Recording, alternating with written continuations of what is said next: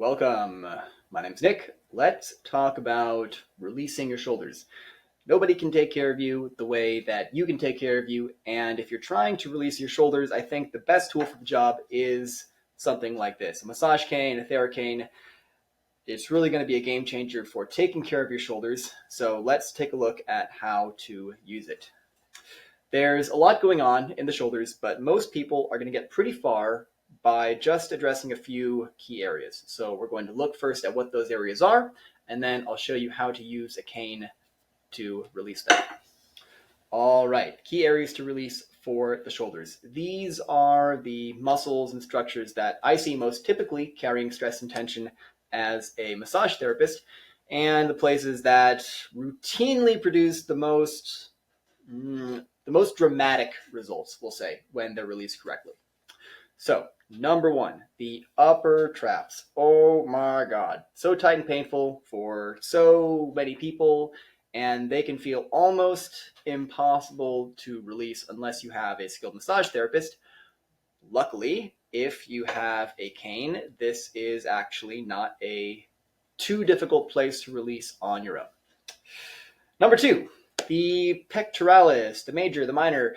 This is sort of a sneaky one because the chest doesn't often feel as tense the same way that the upper traps can, but if your back is feeling tight, this is definitely one that you want to pay attention to and address. Number three, the rotator cuffs. This is another sneaky one. You might be surprised how much tension that these tiny muscles can hang on to, but we spend so much of our time anteriorly rotated, forward rotated. We really shouldn't be surprised that they are as tight as they are. Number four, the serratus anterior. If you have tight upper traps, this is one you'll definitely want to look at. The serratus anterior is often underutilized and it becomes stiff and atrophied, so giving it some attention with a cane or any other kind of massage tool is a good way to begin introducing movement back into the muscle tissues. And last, number five, the scalenes. Not technically a shoulder muscle per se, and we're not going to use the cane for this one, but it does often get tight, especially if you tend to breathe into your chest instead of your abdomen. If you do find tension in the scalenes, then check out my other video on reverse breathing and how to avoid it. Cool. So those are the muscles that we're going to look at. Let's take a look at where to find them and how to release them. As we're going through here, finding the muscles can sometimes feel difficult and frustrating. It took me years to develop a quality of touch to be able to feel for the different structures of muscles under the skin, so don't worry if you can't distinguish individual muscles right away. It's fine.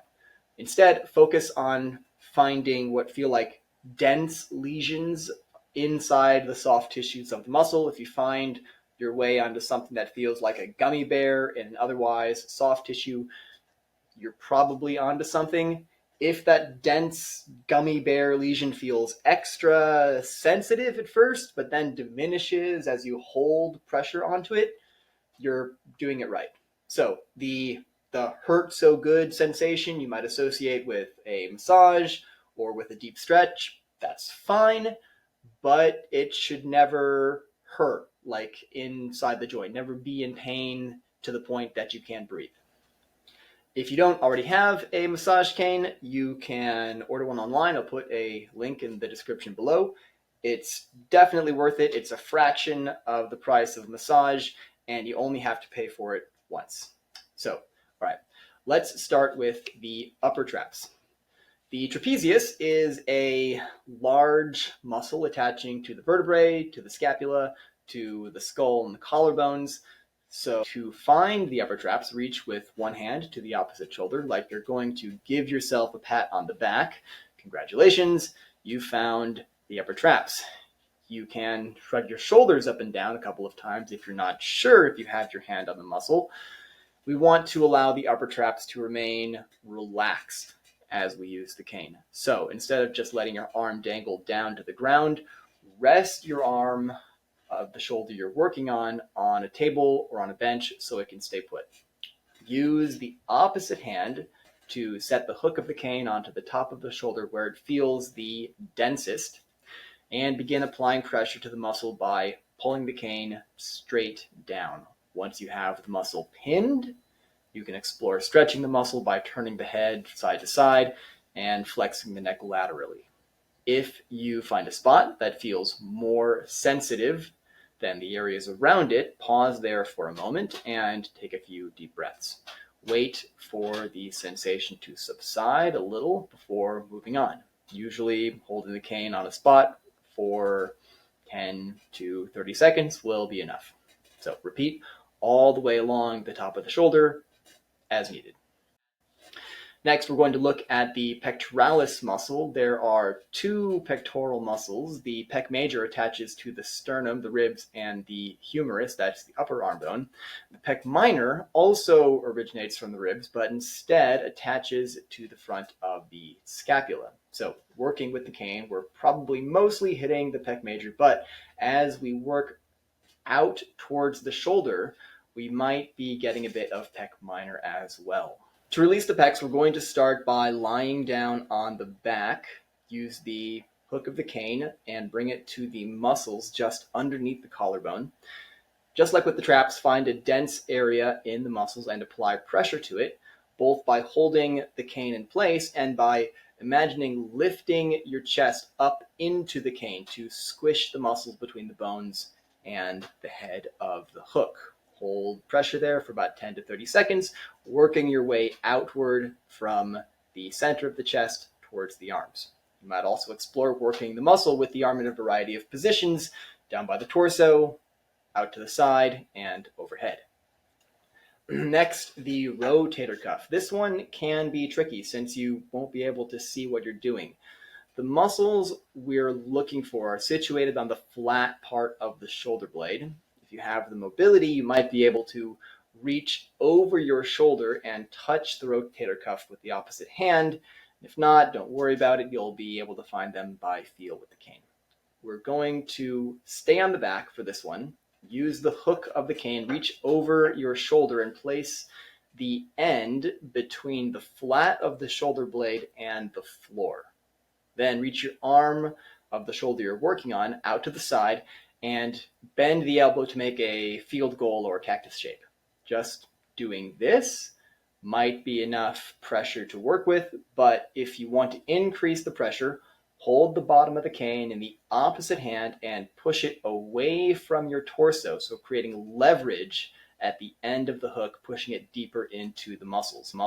The rotator cuff may be more than other muscles, will take some fine tuning. So if you don't feel like you've got it quite right, then try shifting positions until you get the end of the hook, into the space that feels like you get that deep, hurt so good sense of release. Then the serratus anterior. The serratus anterior attaches to the underside of the shoulder blade and when engaged, protracts the shoulder blade forward around the ribs. To find it, reach your fingers to your armpit and feel for the crevice between the side of the ribs and the shoulder blade. This is where you place the end of your cane. So hold the cane with the side you're going to be working on. Start with the arm in front of your chest and the end of the cane in the space between the shoulders and the ribs. Holding the end of the cane in place, bring your arm down and allow the end of the cane to sink into the tissues under the armpit. This one might be difficult to find, but don't give up. If you can't find it with the cane, luckily there are a number of good ways to release the serratus anterior.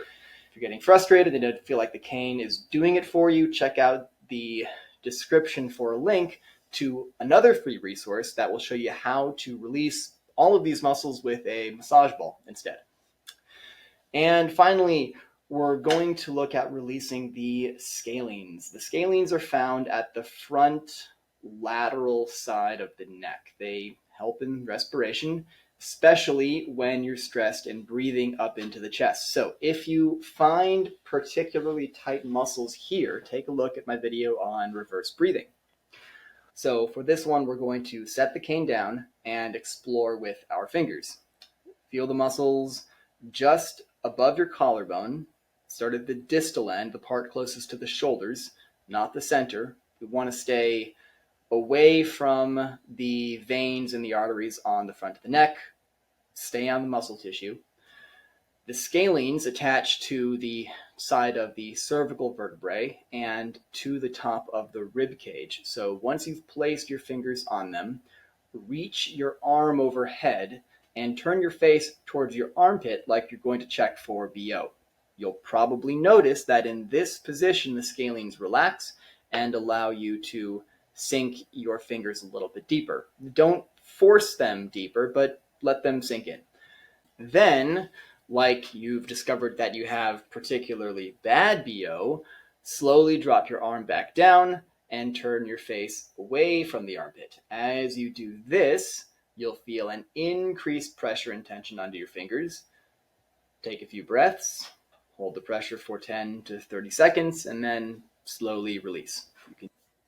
So that's the basic sequence for releasing the shoulders. Like I said, I highly recommend getting one of these. It's going to take your recovery and self-care to the next level. And as always, if you found this helpful, don't forget to share, like, subscribe, or head over to nickwilliamsyoga.com to get more tips delivered straight to your inbox. Okay, till next time.